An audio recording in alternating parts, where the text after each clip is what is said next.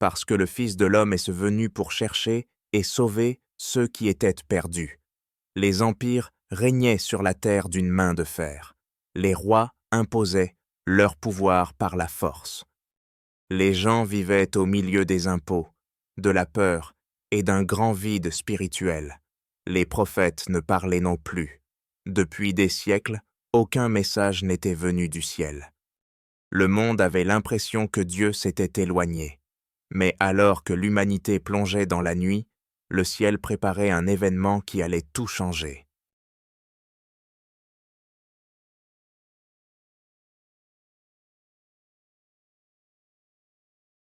Ce n'était pas une question d'armée, de trône ou de puissance humaine.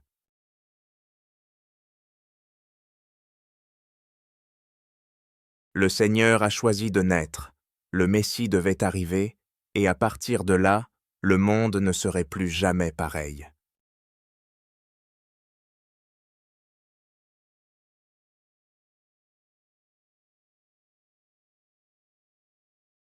Le monde antique avançait lentement, écrasé sous le poids des Schwanlich des empires. Les soldats romains traversaient Bansuil les villages et les villes comme des ombres armées, collectant les impôts, imposant leurs lois, rappelant à tout le monde qui commandait. En Judée, la tension était constante. À Nazareth, un petit village oublié des puissants, Marie menait une vie tranquille. Son quotidien était calme, sans surprise, jusqu'au jour où, soudain, tout a changé autour d'elle. Ce n'était pas un bruit. C'était une présence. La lumière ne venait pas de dehors, on aurait dit qu'elle venait du cœur même de la pièce. Marie sentit son cœur s'emballer. L'ange entra là où elle était et lui dit « Réjouis-toi, toi qui as été comblée de grâce. Le Seigneur est avec toi. » Marie fit un pas en arrière, troublée. Cette salutation n'avait rien à voir avec sa vie ordinaire, ni avec sa situation. Son visage trahissait sa peur. « N'aie pas peur, Marie, car tu as trouvé grâce auprès de Dieu. Tu vas tomber enceinte, tu mettras au monde un fils, et tu l'appelleras Jésus. Il sera grand, il sera appelé Fils du Très-Haut. Le Seigneur Dieu lui donnera le trône de David, son père. Il régnera sur la maison de Jacob pour toujours, et son règne n'aura pas de fin. » Ces paroles étaient énormes, presque irréelles. Marie ressentait tout leur poids. Comment est-ce possible, puisque je ne connais pas d'homme? L'Esprit Saint viendra sur toi, et la puissance du Très-Haut te couvrira. C'est pourquoi l'enfant qui va naître sera appelé Fils de Dieu. Regarde, même Élisabeth, ta parente, attend un fils dans sa vieillesse. Elle en est à son 6e mois, elle dont on disait qu'elle ne pouvait pas avoir d'enfant. Car rien n'est impossible à Dieu. Un silence s'est installé. Marie a compris quelque chose de profond.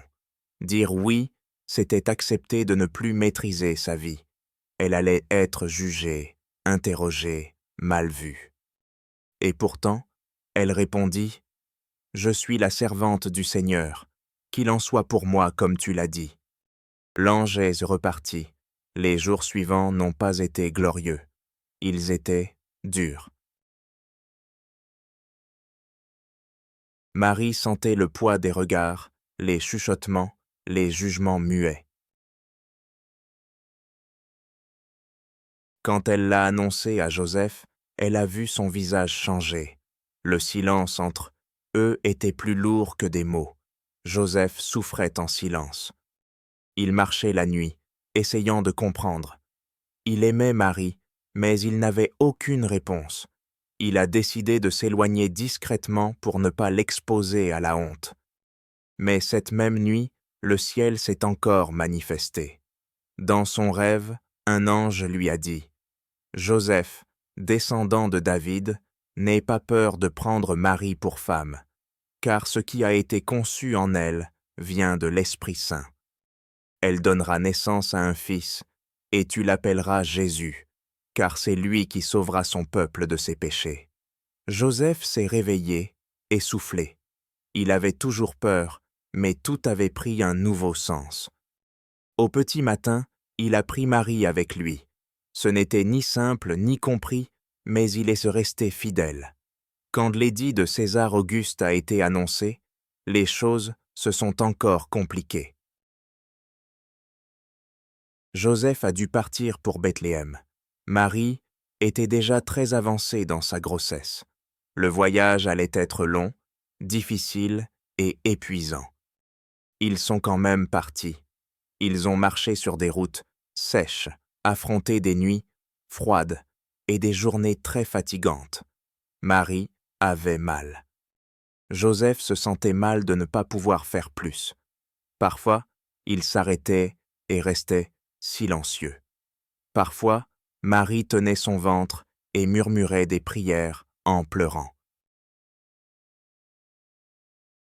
En arrivant à Bethléem, toutes les portes restaient fermées. « Il n'y a pas de place », disaient Songschlis et les gens. Ce rejet faisait plus mal que la fatigue. Il ne restait qu'une étable, c'était là, au milieu de la paille, et des animaux, que Marie a commencé son travail. Il n'y avait ni médecin, ni confort, juste Joseph, tremblant, qui essayait d'aider comme il pouvait. Les pleurs du bébé ont brisé la nuit. Marie l'a enveloppé dans des langes tout simples et l'a posé dans une mangeoire. Joseph s'est mis à genoux, les larmes coulant sans bruit sur ses joues. Le fils promis était né dans l'endroit le plus improbable. Pendant que le monde dormait, le ciel veillait. On aurait dit que les étoiles brillaient plus fort.